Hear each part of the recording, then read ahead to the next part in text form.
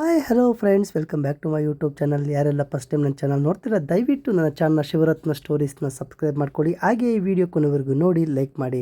ಇವತ್ತು ಧ್ಯಾನದ ಮಹಿಮೆ ಎಂಬ ಒಂದು ಸುಂದರವಾದ ಮೌಲ್ಯಾಧಾರಿತವಾದ ಕಥೆಯನ್ನು ತಂದಿದ್ದೇನೆ. ತಡ ಮಾಡೋದು ಬೇಡ, ಕಥೆಯನ್ನು ಪ್ರಾರಂಭಿಸುತ್ತೇನೆ.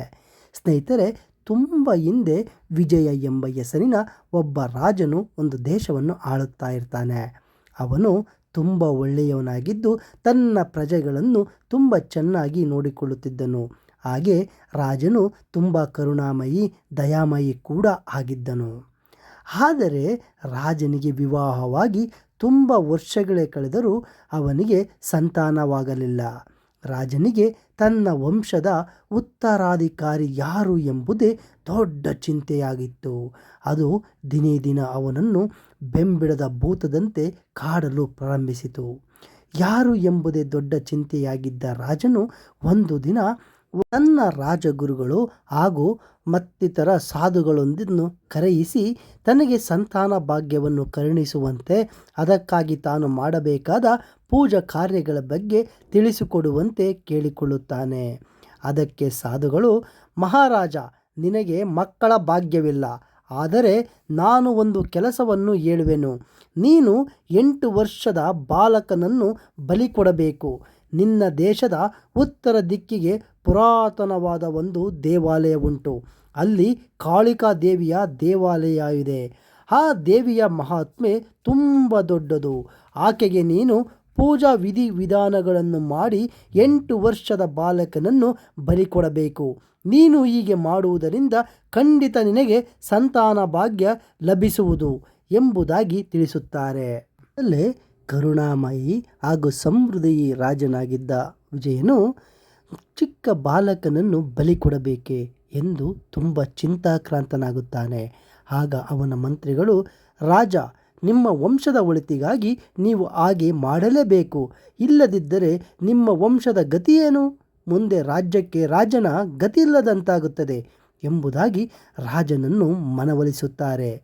ರಾಜನಿಗೆ ಬೇರೆ ದಾರಿ ಕಾಣಿಸಲೇ ಇಲ್ಲ. ಅವನು ವಿಧಿ ಇಲ್ಲದೆ ರಾಜ್ಯದಲ್ಲಿ ಡಂಗೂರ ಹೊಡೆಸಿದನು.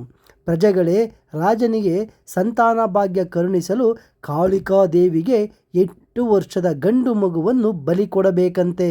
ಯಾರಾದರೂ ತಮ್ಮ 8 ವರ್ಷದ ಬಾಲಕನನ್ನು ಬಲಿ ಕೊಟ್ಟರೆ ಆ ಮಗುವಿನ ತೂಕದಷ್ಟು ಚಿನ್ನವನ್ನು ಉಡುಗೊರೆಯಾಗಿ ಕೊಡಲಾಗುವುದು ಎಂದು ಊರ ತುಂಬ ಡಂಗೂರ ಸಾರಲಾಗುತ್ತದೆ. ನಮ್ಮ ಮಕ್ಕಳನ್ನು ಯಾರು ತಾನೇ ಬಲಿ ಕೊಡಲು ಮುಂದೆ ಬರುವರು? ಯಾರು ತಾನೇ ಒಪ್ಪುವರು? ಯಾರು ಕೂಡ ಮುಂದೆ ಬರಲಿಲ್ಲ. ಆದರೆ ತುಂಬ ಬಡತನದಿಂದ ಬಳಲುತ್ತಿರುವ ಒಬ್ಬ ತಾಯಿ ತನ್ನ 8ನೆಯ ಮಗನನ್ನು ಬಲಿ ಕೊಡಲು ಸಿದ್ಧವಾಗುತ್ತಾಳೆ. ರಾಜನು ಆ ತಾಯಿಗೆ ಮಗನ ತೂಕದಷ್ಟು ಚಿನ್ನವನ್ನು ಕೊಟ್ಟು ಅವಳನ್ನು ಕಳಿಸಿಕೊಡುತ್ತಾನೆ. ಎತ್ತ ಬಡ ತಾಯಿಯು ತನ್ನ ಮಗನನ್ನು ಬಿಟ್ಟು ಅಲ್ಲಿಂದ ಕಣ್ಣೀರಾಗುತ್ತಾ ಭಾರವಾದ ಹೃದಯದೊಂದಿಗೆ ಮನೆ ಕಡೆ ಹೆಜ್ಜೆ ಹಾಕುತ್ತಾಳೆ. ರಾಜನು ಹುಡುಗನನ್ನು ಕರೆದುಕೊಂಡು ಬಂದು ಶುಭ್ರವಾಗಿ ಸ್ನಾನವನ್ನು ಮಾಡಿಸಿ ಕಾಳಿಕಾ ದೇವಾಲಯಕ್ಕೆ ಕರೆದುಕೊಂಡು ಹೋಗುತ್ತಾನೆ. ಅಲ್ಲಿ ಸಾಧುಗಳು ಭಜನೆಯನ್ನು ಮಾಡುತ್ತಿದ್ದರು. ಆ ಹುಡುಗನನ್ನು ಸೇವಕರು ಸುತ್ತುವರಿದರು. ಹಾಗೆ ಹುಡುಗನಿಗೆ ತನ್ನನ್ನು ಕಾಳಿಕಾದೇವಿಗೆ ಬಲಿ ಕೊಡುವವರು ಎಂದು ಮೊದಲೇ ತಿಳಿದಿತ್ತು. ಅವನು ಸೇವಕರನ್ನು ಕುರಿತು, ಸೇವಕರೇ, ನನ್ನನ್ನು ಬಲಿ ಕೊಡುವವರು ಎಂದು ಗೊತ್ತು. ನನ್ನನ್ನು ಸ್ವಲ್ಪ ಸಮಯ ಕಾಲ ಸಾಧುಗಳ ಬಳಿ ಇರಲು ಬಿಡಿ ಎಂದು ಕೇಳಿಕೊಳ್ಳುತ್ತಾನೆ. ಸೇವಕರು ಕರುಣೆಯಿಂದ ಬಾಲಕನನ್ನು ಸಾಧುಗಳ ಬಳಿ ಹೋಗಲು ಬಿಡುತ್ತಾರೆ. ಅವನು ವಿನಯದಿಂದ ಸಾಧುಗಳ ಬಳಿಗೆ ಹೋಗಿ ತನ್ನನ್ನು ರಕ್ಷಿಸುವಂತೆ ಕೇಳಿಕೊಳ್ಳುತ್ತಾನೆ. ಸಾಧುಗಳೇ, ನಾನು ಅನಾಥ. ನನ್ನ ತಾಯಿ ನನ್ನನ್ನು ರಾಜನಿಗೆ ದಾನ ಮಾಡಿದ್ದಾಳೆ. ನೀವು ನನ್ನನ್ನು ರಕ್ಷಿಸುವಂತೆ ರಾಜನ ಬಳಿ ಹೇಳಿ, ನನ್ನನ್ನು ಬಲಿ ಕೊಡಬೇಡಿ ಎಂದು ಕೇಳಿಕೊಳ್ಳುತ್ತಾನೆ.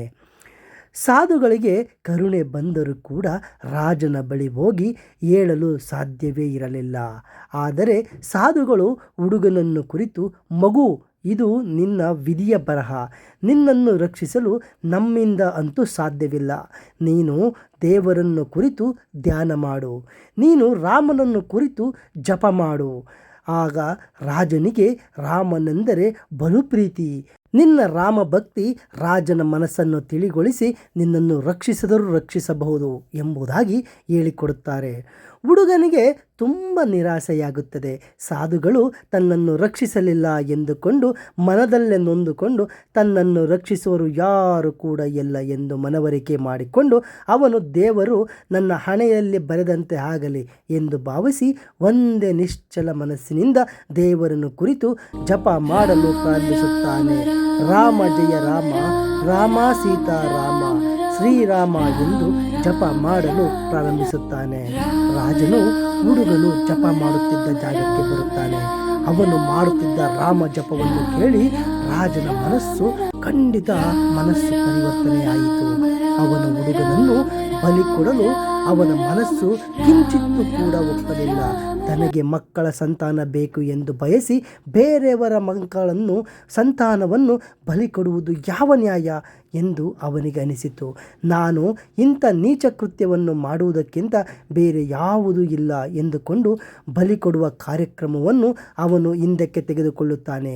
ರಾಜನು ತನಗೆ ದೊರೆತ ಹುಡುಗನನ್ನು ಕರೆದುಕೊಂಡು ಮತ್ತೆ ಅರಮನೆಗೆ ಮರಳುತ್ತಾನೆ. ಅವನನ್ನೇ ತನ್ನ ರಾಜ್ಯದ ಉತ್ತರಾಧಿಕಾರಿಯಾಗಿ ಘೋಷಿಸಿದನು.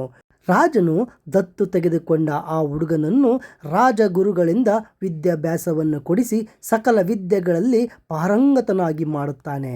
ಹೀಗೆ ರಾಜನು ಆ ಹುಡುಗನಿಗೆ ಪ್ರಾಣ ಭಿಕ್ಷೆಯನ್ನು ನೀಡಿದ್ದಲ್ಲದೆ ಅವನನ್ನು ತನ್ನ ರಾಜ್ಯದ ಉತ್ತರಾಧಿಕಾರಿಯಾಗಿಯೂ ಘೋಷಿಸಿದನು. ಹಾಗೂ ತನ್ನ ರಾಜ್ಯದ ಮುಂದಿನ ರಾಜನನ್ನಾಗಿ ಮಾಡಲು ಎಲ್ಲ ತಯಾರಿಯನ್ನು ಮಾಡಿಕೊಂಡನು. ರಾಜನ ದಯಾಗುಣವನ್ನು ಪ್ರಜೆಗಳು ಕಂಡು ಸಂತೋಷ ಉಕ್ಕಿ ಹರಿಯಿತು ಹಾಗೂ ತಮ್ಮ ರಾಜನ ಬಗ್ಗೆ ಕೊಂಡಾಡುತ್ತಾರೆ. ಸ್ನೇಹಿತರೆ, ಈ ಕಥೆಯಿಂದ ತಿಳಿಯುವುದೇನೆಂದರೆ ಒಳ್ಳೆಯತನ ಎಂದೂ ಕೂಡ ಗೆಲ್ಲುತ್ತದೆ. ಹಾಗೆ ಧ್ಯಾನ ಎಂದೂ ಕೂಡ ನಮ್ಮನ್ನು ಕೈ ಬಿಡುವುದಿಲ್ಲ. ಧ್ಯಾನ ನಮ್ಮ ಮನಸ್ಸನ್ನು ಹಗುರ ಮಾಡುತ್ತದೆ, ನಮ್ಮ ಬೆಳವಣಿಗೆಗೆ ದಾರಿ ಮಾಡುತ್ತದೆ. ಅದಕ್ಕಾಗಿಯೇ ಧ್ಯಾನಕ್ಕೆ ಅತ್ಯಂತ ಶಕ್ತಿ ಇದೆ. ಋಷಿಮುನಿಗಳು ಅದಕ್ಕಾಗಿಯೇ ಕುಳಿತು ವರ್ಷಾನುಗಟ್ಟಲೆ ಧ್ಯಾನ ಮಾಡುತ್ತಿದ್ದರಂತೆ. ಸ್ನೇಹಿತರೆ, ನನ್ನ ಈ ಕತೆ ನಿಮಗೆ ಇಷ್ಟವಾದರೆ ನನ್ನ ಚಾನಲನ್ನು ಸಬ್ಸ್ಕ್ರೈಬ್ ಮಾಡಿಕೊಳ್ಳಿ, ಹಾಗೆ ನನ್ನ ವಿಡಿಯೋಕ್ಕೆ ಒಂದು ಲೈಕ್ ಮಾಡಿ ಎಂದು ಹೇಳುತ್ತಾ ಇಂದಿನ ಈ ಕಥೆಯನ್ನು ಇಲ್ಲಿಗೆ ಮುಗಿಸುತ್ತಿದ್ದೇನೆ. ಮತ್ತೆ ಮುಂದಿನ ಒಂದು ಸುಂದರವಾದ ಕಥೆಯೊಂದಿಗೆ ನಿಮ್ಮನ್ನು ಭೇಟಿಯಾಗುತ್ತೇನೆ. ಅಲ್ಲಿಯವರೆಗೆ ನನ್ನ ಧನ್ಯವಾದಗಳು.